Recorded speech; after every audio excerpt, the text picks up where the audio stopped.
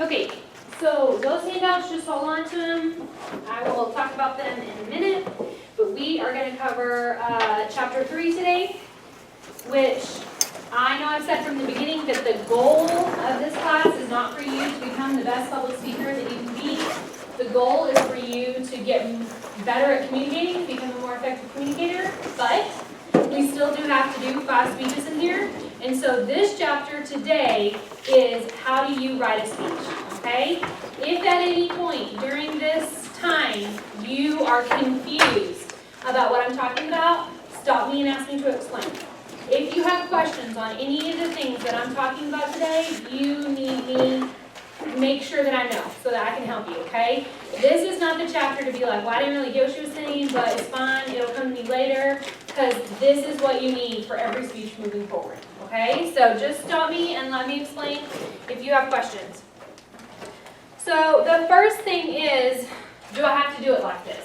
I've had a student probably every semester that I have taught ask me, do I have to do it just like this?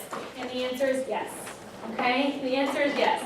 I have had other people tell me there's no one right way to give a speech. Those people don't have degrees in communication. Okay? Because there is a right way to give a speech, and it's the way that I'm going to teach it. Now, other people can teach you different nuances or different names for specific things, but the overall outline and organization of a speech should always be the same, okay? It's like if you're building a house and you want to build a different house than your neighbor, but you're still going to put a foundation in it, right? And if you don't have a foundation in that house, that speech isn't going to work, and that house isn't going to work. It's going to fall down. So that's the same thing with a speech. In order to know how to give a speech, you have to understand the different modes of delivery. There's 4 modes of delivery that you can choose from when you're giving a speech. The first one is manuscript. A manuscript speech is written out word for word, and then it's read to the audience. We don't do manuscript speeches in here because it takes a long time to write it out word for word, and also, what happens when people read to you? They just kind of read it. Yeah, and you do what?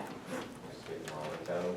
Yeah, they get monotone, and then if you're listening to it, you're like zoning away, right? You're going away, or you're going to sleep. Most of the time, people don't read well enough to keep your attention. And so we don't do manuscript speeches in here because they take a long time to do, and they're usually very hard to do well. The second type of speech is a memorized speech. A memorized speech is a manuscript speech written out word for word, but then you memorize it word for word. And you get up here and give that speech from your memory. And we don't do that because it takes double the time than a manuscript speech, because you have to write it out, then you have to memorize it. And what happens if you memorize something and you forget a word or a part of it? You forget The whole thing is gone, right? Like you can't go past that part because you can't remember the word or the phrase. So we don't do memorized speeches in here either. Other than that, manuscript and memorized, they don't allow for any audience adaptation. So if you're giving your speech and it's memorized or it's a manuscript speech and you see that your audience is confused, you can't go back and say, okay, well, hold on and let me explain this a little bit better because I'm seeing from your feedback that you don't really know what I'm talking about. Because you have it memorized or you have it written in a very specific way and you can't go back and change it. An impromptu speech is a speech on the fly. You have very little time to prepare it, okay? So it's never going to be written out word for word because you don't have time to do that. So an impromptu speech can be anything from immediately on the fly to 2 to 3 minutes of prep time to 30 minutes of prep time. Okay, pretty much after 30 minutes of prep time, we consider it, an extemporaneous speech, which is the last one we're going to talk about. The extemporaneous speech is planned, prepared, and spoken from notes. Okay, that's an exam question. Planned, prepared, and spoken from notes. So the first four speeches that we give in this class are going to be extemporaneous speeches. They're all going to be planned, prepared, and spoken from notes. You're going to have time to plan them, you're going to have time to prepare them, to write up your outline, and then you're going to have time to create notes for you to speak from. Okay? Extemporaneous speeches allow for the most audience adaptation, and once you know how to do an extemporaneous speech, a manuscript and a memorized are really easy to come after that. Okay? So that's what we teach in here. Before you begin creating your speech, you have to do audience analysis. Okay?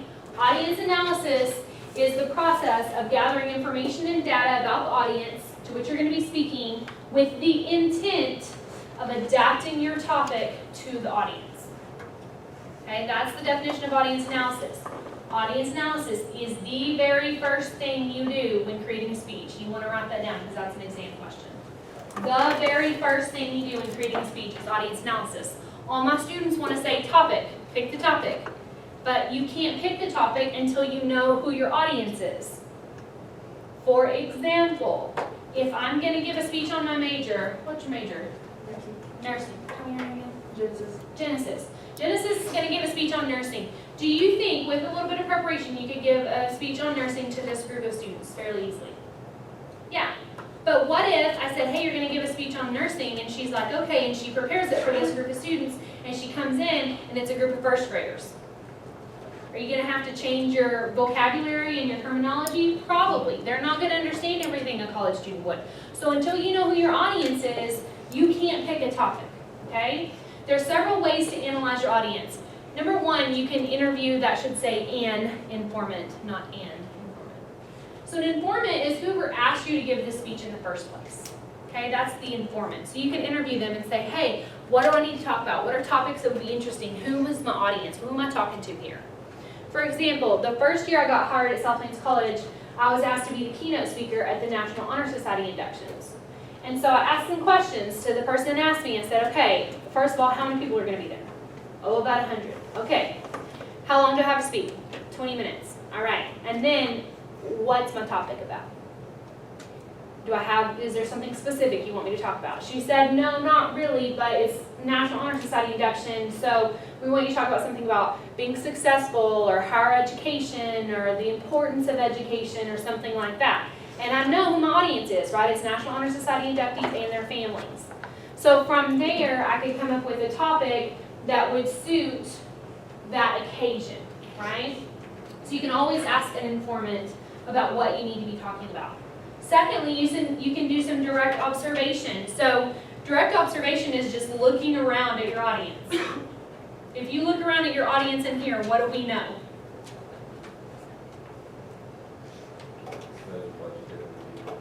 Bunch of different people, but what's the same? You all go to college. We don't really have any non-traditional students in here. Y'all are all about the same age, right? What else do we know?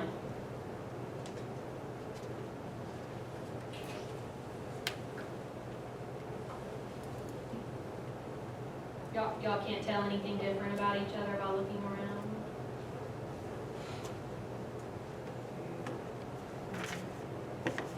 How about some of you are boys and some of you are girls? Yes, that's important. Why is that important?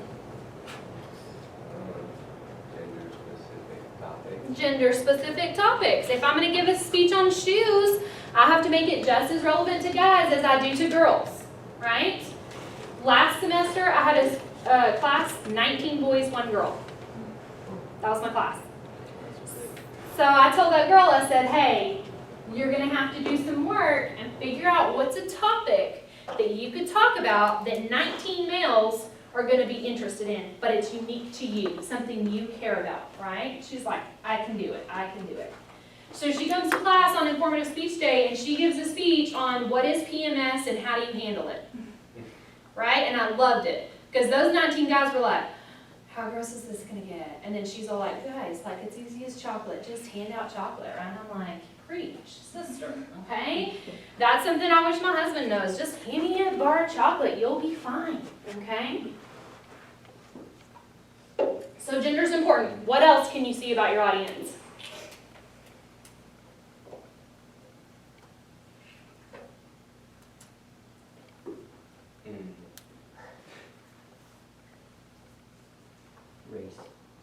Race and ethnicity. We're not all the same. We can see that, right? It's okay to say the word race like it's going to be okay, all right?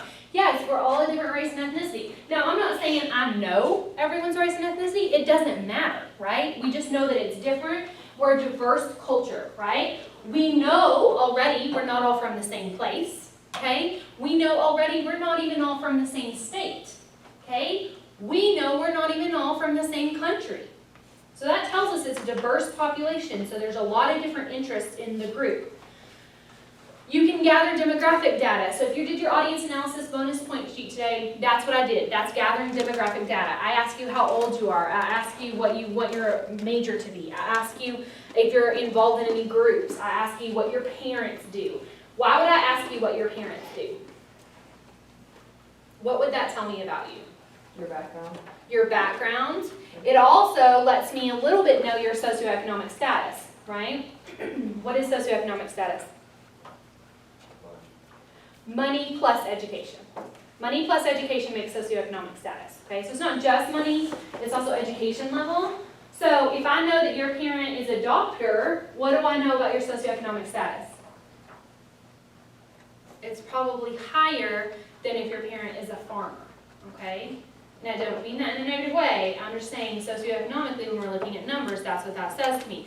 Well, why is it important to know your socioeconomic status? What is that going to tell me?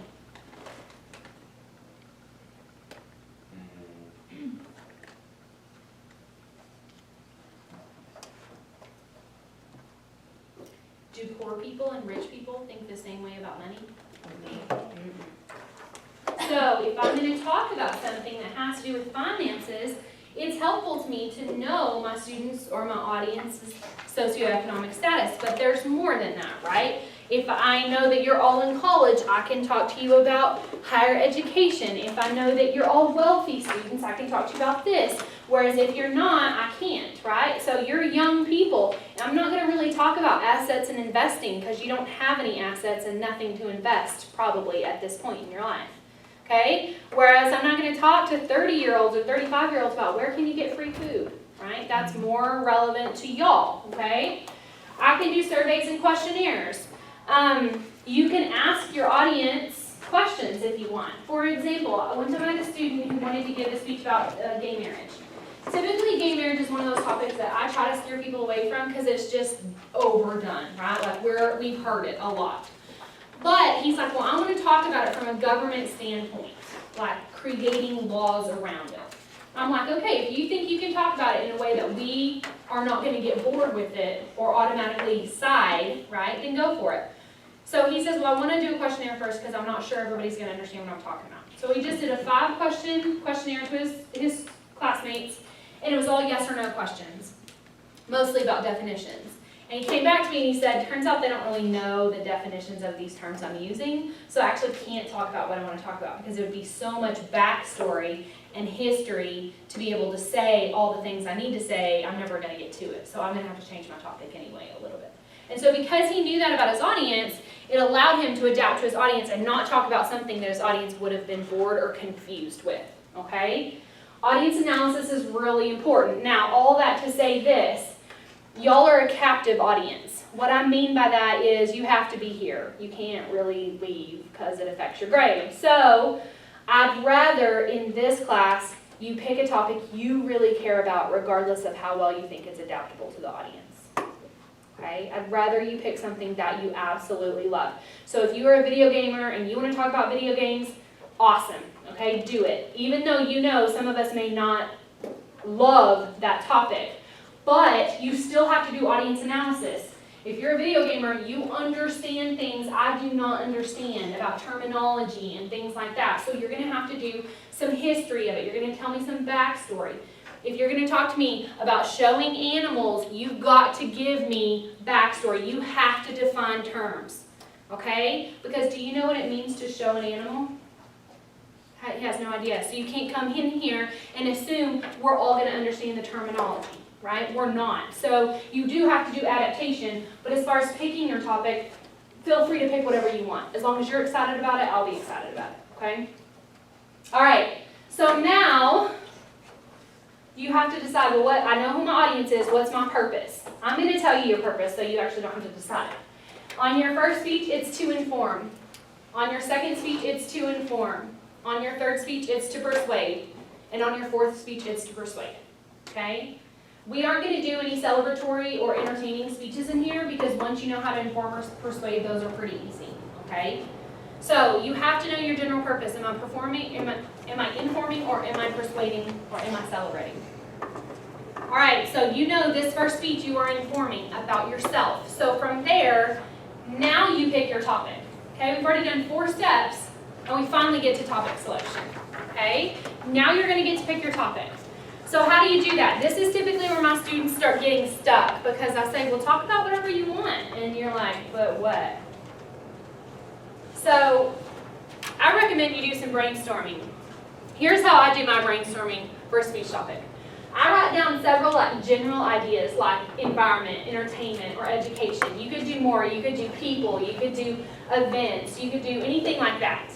Give yourself a minute to write down all the topics you can about the environment, all the topics you can about entertainment, all the topics you can about education. I'm not talking about topics you want to talk about. I'm just things that come to your head, right?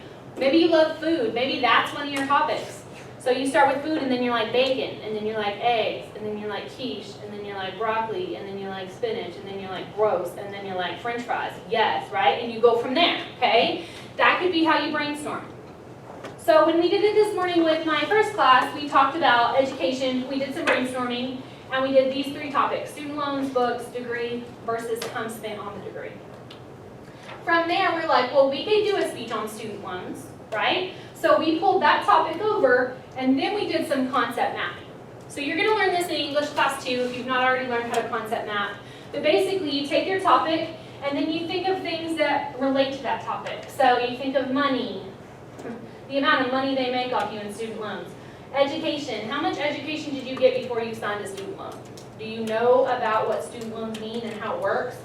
What's the difference between federal versus private student loans, right? You could do the same thing about yourself, because this first speech is about you, so you don't even have to brainstorm, you can just start your concept map, right? So there's Kelly, okay? What do I know about myself?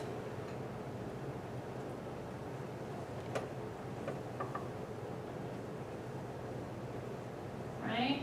So I love food, I love reading, I have a career, I'm a wife, I'm a mom, there's more. But that's already a lot, right? If I'm going to talk about a specific topic, so maybe I choose reading.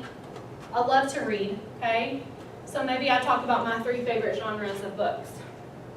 Or maybe I talk about my 3 favorite books I've ever read and how they changed me as a person, okay? Or you can do it with food, right? What's your 3 favorite foods? I could talk for 2 to 3 minutes on my favorite food. Faux show, okay? Or I could talk about being a mom. I've got 3 kids, they don't each be a point. But that's concept mapping, right? So you can go from there. Once you pick your topic, then you need to come up with your specific purpose. What's the purpose in sharing that topic with the audience? So if your topic is student loans, okay, what do you want the audience to get from that speech?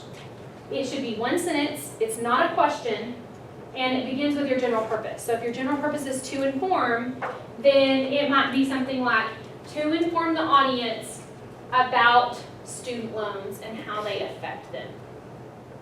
That would be my specific purpose. Super simple, really easy. I'm just going to write that up at the top of my notes as I'm preparing my speech. And the reason I'm going to do that is because as you start writing your speech and as you start researching, it gets really easy to fall in that rabbit hole. You know what I'm talking about? Where you're like looking up some research and then you click over here and then you click over here and then 2 hours later you're watching a cat on YouTube play the piano and then you're like, wait, I was researching student loans, how did I get here? And then you look back at your paper and you're like, my purpose is to inform students about student loans and their effects. Okay? And it can kind of help you come back and check back in with us, okay? So you've picked your topic. So whatever it is, you pick your topic on your intro speech about yourself, okay? Can be pet peeves, can be past, present, future, can be whatever. For our purposes today, I'm going to use our topic of student loans, okay? So that's my topic. I know my specific purpose. Now, I can start writing my speech. Okay. So, the outline is a really important part of the speech preparation because that's what prepares all of your thoughts and gets them all together. So this piece of paper that I gave you right here is an example of what I want your outline to look like. This is not one of those things where I say, it should look a lot like this. No, I want it to look like this, okay? So I wrote this outline several semesters ago. I was going to be real cheeky because my students were struggling and learning how to write an outline. And so I was like, oh, I'm just going to have an outline about how to write an outline. And then I gave it to them and I'm like, here we go. And then they're all like, thanks. I was like, oh, good didn't work out. That sarcasm I had planned, right? So now I give to all my students, because this is exactly what I want to look like, and if you actually read it, it does tell you how to write an outline. So outlines are always typically going to use the Roman numeral format, where the Roman numeral is your first symbol, okay? In a speech outline, you're always going to have three main sections. Roman numeral 1 is going to be your intro, Roman numeral 2 is going to be your body, and Roman numeral 3 is going to be your conclusion. Every single time. That never changes, okay? The indentions and the tabs show you the importance of thought. So the indention and tabs, they're really important in an outline because they tell us information, okay? So you can see our Roman numerals, they're the farthest to the left. Tabbed over 1 are our letters, and then tabbed over twice are our lowercase Roman numerals, or you could use numbers if you want. You don't have to use lowercase Roman numerals. So this is what it's going to look like. So where do we start with that? Let's start with the introduction. To begin your speech, you are going to start with your attention getter, okay? Every speech you start with is going to start with an attention getter. And here's the 4 ways that you can start a speech. A joke or a story, a hypothetical question or a real question, a fact or a statistic, a quote or a verse. That's it. Those are all the ways you can start a speech, okay? If you start with a joke, that's awesome. I always tell my students, be prepared for it to fail and no one to laugh at you. Because there's something about being up here, standing in front of people, that you say something that you think is hilarious and they look at you like. So you use a joke, just be prepared for it to fail and then be able to go on past that and not let it throw you, okay? If you start with a story, make sure it makes sense and has something to do with what you're talking about. For instance, when I taught at Tech, I had a student who started his speech with the events of 9/11. Like, he told us what happened that day, like at this time this happened, and at this time this happened. And we were kind of getting confused because he was supposed to be talking about himself, right? But he started talking with the events of 9/11. And then at the end of that story, he said, 9/11 changed my life because that's the day my brother died. And then his speech was how the death of his brother had changed him into the person that he was today. But it got us started listening to him and talking about that, and we didn't know where he was going with it. You can ask us a hypothetical question, a question you don't expect us to answer, or a real question. You can ask us or tell us a statistic or fact. Typically, if you want to use a statistic or fact, you need to make it something that's a little bit shocking or jarring, something that we might be like, wait, what, is that true? Right? So maybe if I'm going to give a speech about student loans, I might start with a statistic like, did you know Americans owe over $2 billion in student loan debt? That's true. I don't know the source, but that's true. Okay? Or a quote or a verse. I love to start with quotes because there's a quote on anything, they're easy to find, I just like quotes, or you could do a verse, a lyric from a song, something like that, okay? You should not start your speech with, hi, my name is, and I'm going to talk about. That is not an attention getter. Now, that's how everyone wants to start the speech, but that's not an attention getter. I don't need to know your name. Why? Because typically when you give a speech, they've already introduced you, right? And in this class, although the first speech is the introduction speech, and it does make sense for you to say your name, and you can, but after that, we're going to know who you are. You don't have to, and plus your name's going to be written on the board. You don't have to tell us like, hi, my name is every time. You also want to start with your topic, and here's why. If you start with a topic that everybody likes or doesn't like, you're automatically going to turn them off, right? So if you start with a topic that is pretty controversial, and you're like, I'm going to talk about this, and they're like, I'm not listening. So you're going to bring them into the topic as you go through it, okay? That's A. B is going to be justification and credibility. If you want to smash them together, you can. I always do. If you want to make them separate letters, you can do that as well. I'm not that picky about that. But justification is, why did you pick this topic? Why did you pick this topic? Now, everybody always asks me, well, you're making me talk about myself. That's why I picked it. Yeah, I'm making you talk about yourself, but why did you choose the 3 points you chose? Right? Why did you choose this topic? If you don't tell me why you chose it and why it's important to you, I'm not going to pay attention. Or I'm going to keep wondering that, and it's going to keep me from paying attention. So if I'm giving a speech on student loans, I would justify it by saying student loans are one of the biggest things that Americans are dealing with after they get into their 30s. right? It's not debt from a new house or debt from a car, it's debt from student loans that we're having to deal with. And I believe we can solve that if everyone is aware of what student loans mean and do from here to the end, okay? Why am I credible to talk about this? I had student loans, I paid them off in February of this year. I'm still paying my husband's and have $9,000 to go. He's 38 years old. Do you want to be paying student loans when you're 38 years old? If not, I have some great things, some great wisdom to share with you. Okay, so that's my justification and that's my credibility. C is my thesis. This is the main idea, the goal of the speech. You can take your specific statement, your specific purpose, and put it in right here, and that could be your thesis. So my thesis might be something like, in order for you to know more about student loans, I would like to share this information with you today. Okay, and then I'm going to give a preview of points. That's D in your intro. You're going to preview your points. Tell them what you're going to tell them. So I might say, in order to inform you about student loans, I need to tell you about the money that is made off of student loans. I need to tell you about the lack of education student receives before they sign a loan. And I also want to tell you the difference between federal and private student loans. Do you know where I'm going in the speech? Absolutely, right? You know the 3 points I'm going to cover. Now, I always get this question, wait, why are you going to tell them before you actually tell them what you're going to talk about? Well, that's simple. People don't listen to you. Your audience doesn't listen to you. So your goal is to get them to hear this at least one time. So you're going to say it 3 times, okay?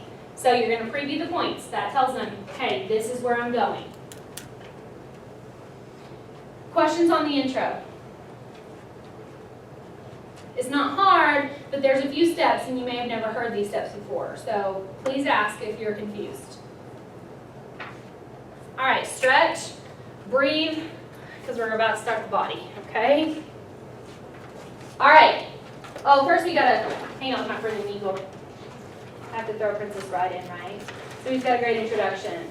Attention getter, his justification, his credibility, and his thesis, right? Everything. Okay. Let's talk about the body of your speech. Now, you don't have to write your introduction first. A lot of people like to write their introduction last, because after they've kind of written the main body of the speech, then they're like, okay, now I feel like I can go back and write the introduction to more fit it where I want to do. I like to write my introduction first, but then I always typically go back and edit it to make it make more sense with my body, okay? Because I might start out a specific way, but once I'm writing the body of my speech, I realize, oh, I'm kind of going into a different direction. So then I'll go back and make my intro fit my body, okay? You can write them in whatever order you want. But your body, each main point, no matter how many you have, and you can have between 2 and 5. Oh, it's not on my PowerPoint, but you just write that down. Between 2 and 5. No matter what kind of speech you give, you're never going to have less than 2 points or more than 5 points. No matter what kind of speech. No less than 2, no more than 5. No less than 2, because if you only have 1 point, it's not really a speech. And no more than 5, because no matter how long it is, even if you're speaking for an hour, we cannot comprehend really more than 5 points. Like, it's too much for us. We just get lost, okay? I like 3. 3 just makes me happy, but you can have 2, 3, 4, except on the first I make you use 3, okay? But after that, you can choose. So each main point is going to follow this 4S structure. This is an SBC special. I've never seen it taught anywhere besides South College, and I love it because it makes a lot of sense to me. So the first thing you're going to do is signpost. A signpost is a transition word. It basically just tells us, hey, I'm moving into my first point. So you're going to use signpost words that tell me where you are, like first, to begin with, my first point is, let's start with. So your signposts are just a word or phrase. It's not its own sentence, okay? You're typically going to end the sentence with your statement. Your statement is, this is the point I'm talking about right now. Here's where you tell them. Tell them what you're going to tell them, okay? So my first point is, how do student loans make student loan companies money? That's the first point I'm going to tell you about. Then I'm going to use my third S, which is support. So I'm going to support that, and I'm going to say student loan companies make money off of interest. Anytime you take out a loan, they charge you a small percentage of that loan, so that's the money that they make. But here's where student loan companies get you. They seem really nice and awesome, right? Because they're never going to charge you. You're never going to make a payment while you're in school. It's called deferred, right? So your payments are deferred, so you never pay while you're in school. Unfortunately, student loans use compound interest. So say you take out a loan to go to school fall of 2019. You never have to pay on that loan until you graduate. So say you graduate spring of 2023. Even though you've never made a payment, you've been racking up interest on those student loans every semester you've been in school. So now you get out of school already owing more money on that student loan than when you took it out for. That's how they make money on it. And then you can defer it even further, right? You can take out a hardship deferment because you're poor when you graduate from college and you don't have a job yet. It takes a while to get settled, so you can defer it 2-3 years. Then what you can do is you can say, well, we're only making this much money a month, so I need an income-based repayment. So say I'm only making $3,000 a month. I get an income-based repayment and I pay $200 a month on my student loan. Well, guess how long it takes me to pay off a $30,000 student loan at $200 a month? A long time. Okay? That is how student loan companies make money on you. So that's the support that I'm giving you. Right? I'm supporting my point. That's the meat. Then I'm going to have a summary sentence. So I'm going to restate what I just told you. In summary, now you can see how student loan companies make money off of students. Very great concept for them. Make a lot of money. That's my 4S structure. That's my first main body point. You can see it here on the outline. You can see that I did A first. There's my signpost. I stated. I have my supports, and then I wrote in my summary sentence as well. Okay? Now I'm going to use the 4S structure for my second main point. I'm going to start over. Secondly, there's my signpost. Let's talk about how much education a student receives before they sign for that loan. The answer is very little. If you knew the right questions to ask financial aid, they would tell you the answers, but you don't even know the questions to ask. So you don't get those answers. And then they do give you this long 3-page something of words. Did you read that? No, because I didn't have time and why, right? Whatever. So you get very little education on student loans before you sign for them. Okay, so let's summarize that point. Now you know we don't really receive any education on how student loans work before we actually get a student loan. Then we go through the 4S structure again on point 3. Signpost. My final point is state. Let's talk about the difference between federal versus private student loans. Then I'm going to support it. I'm going to say federal student loans are actually, the interest rate is set by the government. So even though you may not want to think about owing the government money, a lot of times their interest rate is lower. A federal student loan is governed by no one, or a private student loan is governed by no one. So if you get a private student loan, it could be 8, 9, 10% interest. Whereas federal student loans typically stay around 3%, 3.5. Federal student loans you cannot get rid of. Even if you declare bankruptcy, you have nothing to your name. They don't go away, ever. They don't go to collections. If you don't pay them, they garnish your wages from whatever job you have. So maybe you don't get a job. Well, okay, but if you ever do get one, they garnish your wages until they get their money back. They don't go away unless you die. They don't go away. Private student loans typically require a cosigner. So even though they will go away, they're not going to go away immediately. So say you stop paying, guess what? Whoever cosigned on it is going to be paying it for you. Okay? So whether that's your mom, your dad, your brother, your grandma, whoever it is, someone's going to have to pay for that student loan. Summarize. In conclusion, right? Where now you know how student loans are different in federal versus private. That's our main body every time for S structure, every time, okay? Now we move into our conclusion. The first thing we're going to do is signpost. You have to have a signpost in your conclusion. So I don't ever get fancy with mine. Mine's always the same, in conclusion. That's my signpost, in conclusion. That lets your audience know, oh, hey, she's moving into the conclusion. She's about to be done. So in conclusion, I'm going to review my points. I'm going to tell them what I told them. Why? Because we want them to catch it one time because they don't listen to us, right? Our audience doesn't listen.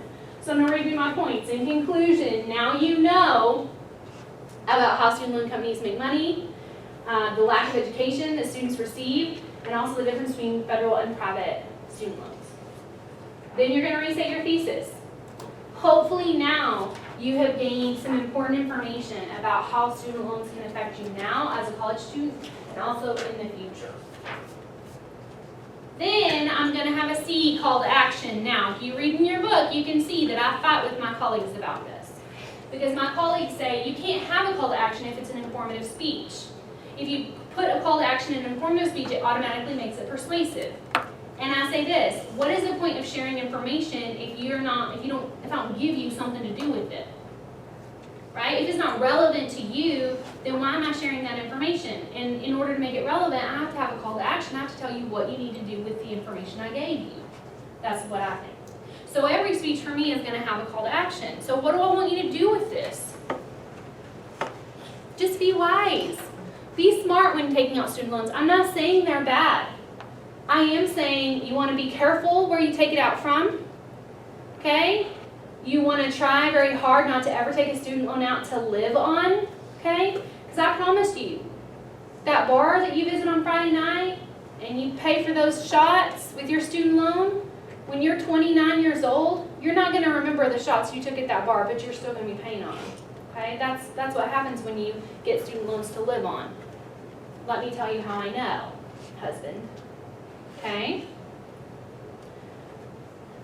If you know how student loans work, you can protect yourself from some of the things that other people have fallen into traps for. Yeah, it's awesome you don't have to pay when you're in school, but you know what? Even if you paid $20 a month on a student loan you took out this semester, you're going to be in much better shape when you graduate than if you just don't pay anything for those 4 years.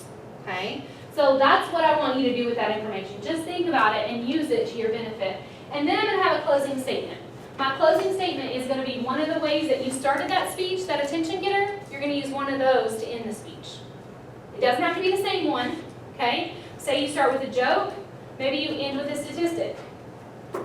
You start with a statistic, maybe you end with a story. Now, you can end it the same way, and when you do that, it's called bookending. That's an exam question. When you start the speech the same way you end the speech, that's called bookending. So if you start with a question and you end with a question, that's a bookend. You start with a quote, you end with a quote, that's a bookend. You don't have to do it like that. You can start with a quote, end with a story. Start with a question, end with a joke. Start with a statistic, end with a story. It doesn't matter, okay? But those are the 4 ways that you can end the speech. A closing statement is not, well, that's all I got, or the end, or I guess I'm done talking now. Those are not closing statements. My students want them to be what they're not, okay? So you have to have one strong statement that closes out that speech. Questions on conclusion?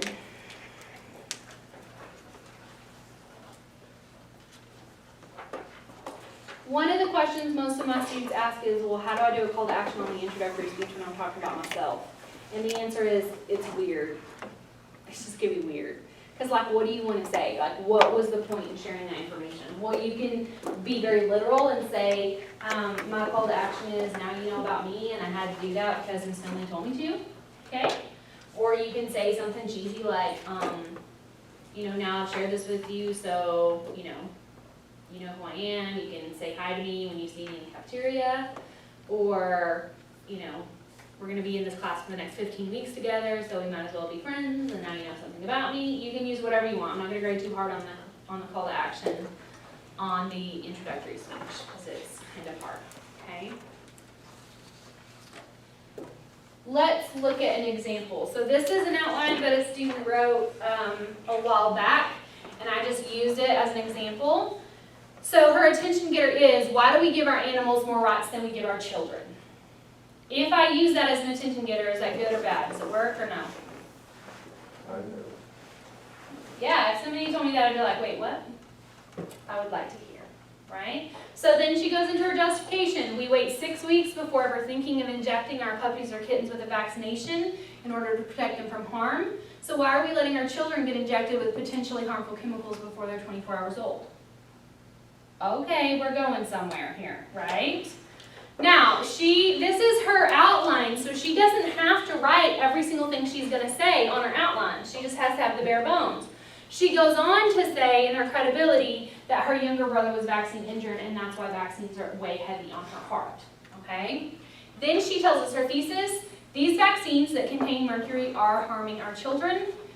Preview points, mercury should be taken out of vaccinations because it's a neurotoxin that leads to autism in some children. It's only used as a preservative, and at the very least should be postponed until babies are old enough to be medically evaluated. So we know exactly where she's going in the speech. Okay, in red I have her signposts. So her signposts are one reason, additionally, and finally. That tells me where she is each time, right? She has her statements. Here I put them in yellow, so it's just exactly what she said in her thesis or in her preview points. And then she has her supports. Now, see how she did source 1, source 2, source 3? That's not really how I want you to do it, okay? I want you to do it the way I showed you in the outline I gave you. So you can see, like, in B of the introduction, I quote Ford Brown. And so I did it in APA format where you put the author, and then when you went back to the bibliography, you would be able to find that very easily because the bibliography is in alphabetical order like it's supposed to be. Source 1, source 2, source 3 isn't very helpful to me because even though I can go down to her bibliography, that means her bibliography is wrong because it's not in alphabetical order. It's in order of when she did her sources, okay? So whenever you do your bibliography, I want it in APA or MLA format. I'm fine with either one, okay? Probably you know MLA, but if you want to do APA, that's awesome. Then she has her supports. Notice she doesn't put summary sentences. I'm not going to grade on whether you do or do not have a summary sentence. That is up to you. Because like in an English class, they would never ask you to do a summary sentence. But remember that we're doing a speech outline, right? Where we have to repeat a little bit more than we do in a paper because I can't go back and read it. I can only know what I've heard. So you can see I have all of my summary sentences down there. Then her conclusion. In conclusion, so there's her signpost. She restates her points. Okay, I have pieces, but it should be her points. Then she restates her thesis. Mercury is completely unnecessary and vaccines should be eliminated. Then she has a call to action. I believe every parent should do exhaustive research before allowing anyone to vaccinate their newborn baby. Then she has a closing statement. According to Autism Speaks website, autism now affects 1 in every 57 children, 1 in every 37 boys. There must be something contributing to this, even if it's not completely from vaccinations, they cannot possibly be helping our children. So it's her closing statement. She ends with a statistic, which is fairly shocking to me. 1 in 37 boys now has autism. That's kind of crazy, okay? So that's an example of an outline. What I gave you is an example of an outline. They're not complicated, they just have several steps involved. Then there's her bibliography of sources. You will need to have a bibliography of sources anytime you use a source, but on this first speech, you are not required to use a source because it's about you, by you, right? So your source would have to be like my Instagram, I guess. I don't know what your source would be, okay? Also, you can see on the end of my outline, I have a visual aid or sensory aid list. So whenever we get to creating sensory aids, you'll tell me what sensory aid you're using, what it is. But we don't have to have that on our first speaker. All right. However, now that we have our outline, we kind of know where we're going, but this isn't the whole thing, right? There's going to be more that I'm actually going to say. This is just my skeleton of my speech. But you don't get to use this when you get up here to give your speech. This is for me. On speech day, you hand in a typed, printed outline to me.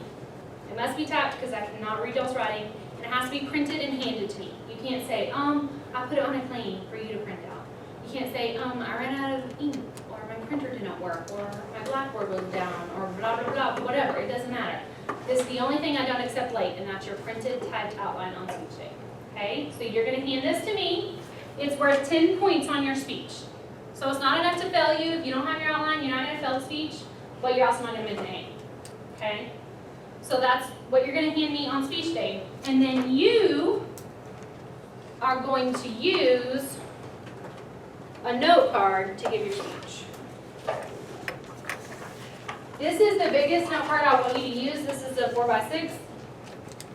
I prefer to use 3x5s, but if you want to use this size, you can, and I have them over in that basket over there, and they're free, you can take them. I'm gonna get more, so there's not many over there. So this is what you're gonna use to give your speech from. You are not going to use full sentences on your speaker notes. Why? Because then you'll just be reading it, okay? That's also why I limit the amount of cards you can have. Because one time I had a girl give a 14-minute speech, and I will be completely truthful when I say every single word was on a note card. She read a 14-minute speech to us. It was the most boring speech I've ever listened to. And it was about why animals shouldn't be in zoos, and I was like, I want to put animals in zoos after this. Like, I'm so bored. Okay. Always use keyword, key phrase. Now, your thesis could be a full sentence, or anytime you have a source that you're going to need to say word for word inside out, you can use that full sentence, okay? Because you're going to want to say that source probably word for word. So I'm not going to care about stuff like that. But what I always have students who are like, well, I'm really smart, so I'm just going to take this and I'm going to make it as small as font as I can possibly read it, and then I'm going to cut it out and copy and paste it to my note cards. Oh, you're so smart. But I'm promising you, if you do full sentences, you're going to read it. If you read your speech, it's minus 10 points, okay? Because that's not what we're doing. We're doing extemporaneous. You want to use the same symbols you used in our outline on your note card. You want to include the entire source citation. So if you have a source that you're needing to cite, you want to include the whole thing, okay? Highlight if you want to. You can see she did. That's something I would do because I like color coding, so that would be something that I would do. And then you want to number your note cards, okay? Especially as we move out of the intro speech and move into speeches where you can use more than one note card, you're going to want to have like a 1 and then a 2 so that you know which side is which. Because I had a student one time who was all feisty about his note cards, and he was like, I can't do only 3. I can't read my writing. I have to write bigger than that, blah, blah, blah, blah, blah, blah. So he brought 10 to class, and I was like, you know, you ought to number those, because if you get up there and drop them, you're not going to know what order they go in. And he was like, I'm not going to drop them. And then sweet, sweet Karma smiled down on me, and he dropped all of his note cards in the middle of the speech. And then we all awkwardly stared at him for the 2 minutes it took him to like figure out which one went where. You want to number your note cards, okay? I'm going to pass this around because it's a really good example of what a note card would look like. It's got our Roman numerals on it. It's keyword, key phrase. It doesn't have a ton of information, but it has enough so that if she forgot what she was talking about, which was baking something, cookies or brownies or I don't remember, but if she forgot, she could look at that and know where she was going, okay? I don't really grade your note card, but I take them up so that I can see how many you used and give you advice on if you put too much or too little down.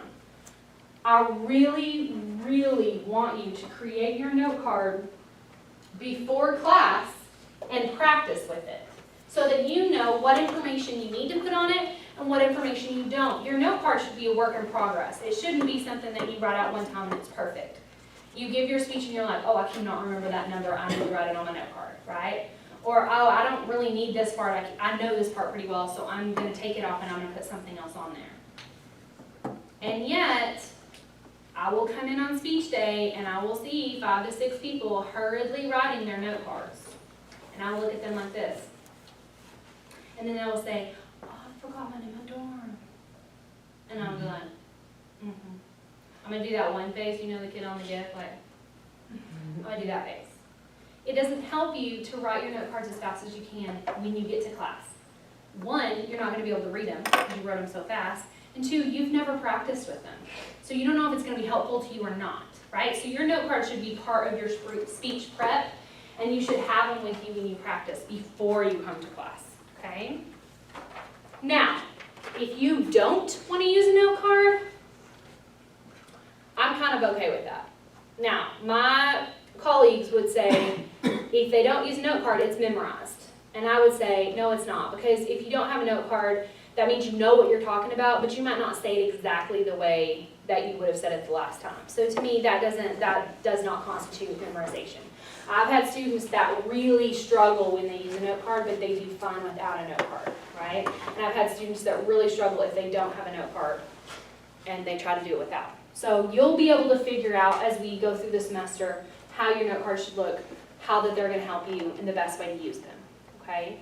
It may be that you just want to write your sources on your note card, and that's the only thing you read word for word is from your note card. It's up to you, kind of how you use it. I just don't want it to be full sentence because I don't want you to be tempted to read it, okay?